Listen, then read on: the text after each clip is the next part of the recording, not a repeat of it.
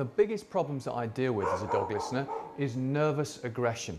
I've got a case just behind me here, a guy called Rafferty. Now the thing is with dogs is sometimes anything can tip them over the edge. It's not necessarily one of these fluffy toys, it's what comes with the fluffy toy. Because recently the family said hello to a brand new baby called Hazel.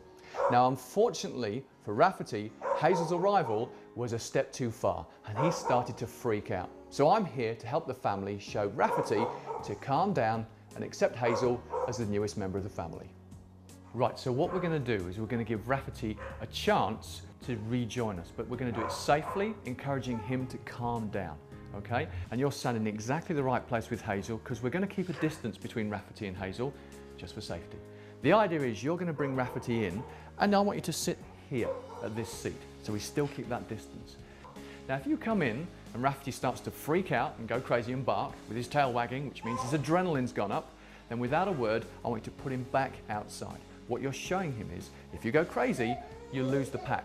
And he doesn't want to do that. In fact, the irony is, with dogs that are nervous and aggressive, is they're freaking out because they think they've got a job to do of looking after everybody, and they can't do it in a world they don't understand.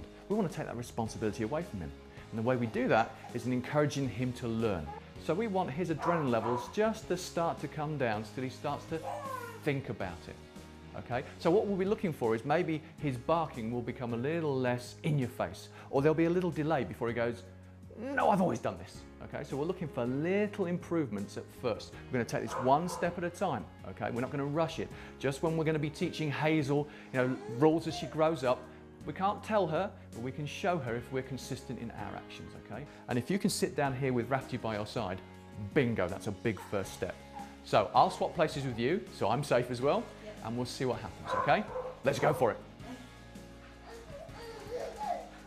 Okay, keep coming towards the now sit down in the chair. Once, yep, out he goes. But if he doesn't, that's great. Yep, okay. The same thing. Your idea is to sit in that chair. Don't make a fuss. And if he starts to bark, we'll just put him out with that. But don't make him sit, don't worry about the sit, okay? We make no fuss. If we're not making a fuss, then the dog sees we're not getting upset. Often what happens is our adrenaline goes up to meet the dog's, which is why you're worried, you're panicking. And the dog goes, I knew there's a reason, because you're upset. I'm allowing the panting, I'm allowing the whining, it's the bark I don't want him to have, okay? So we're just gonna wait for him to maybe sit down of his own accord, and maybe him lay down. But right now he's going, I should be doing something about this, shouldn't I? Our attitude is, it's not your problem. Okay, what we're going to show him, again with this whole process, which is why I like you to not just do this to get him used to Hazel, but to show him that he can trust you in all the areas important to him, is to show him when it comes to the crunch, he listens to you. All this is good. Now, obviously, a baby crying is not great, but the more he sees Hazel doing what babies do and not reacting, the more he's got a checklist of, well, maybe that's not my problem, maybe that's not my problem, which is great. You get to the stage where he's laid down, she's crying, he's going, it's not my issue. You sort it out, Mum. Brilliant. Looking at me, I could see that, yeah. He's gonna go. The whining's stopping, well, the whining's stopped. The panting's getting less. It's up to him just to relax. And a nervous dog without responsibility can start to calm down, which is great.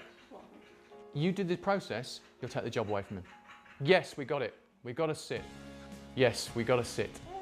Brilliant. He did it all of his own accord. He's taken the time to just have a think. Fantastic. That's what I wanted. That's a great first stage. I've been doing this job for a long time. And even though I know what I'm doing, when I see it happen, sometimes I go,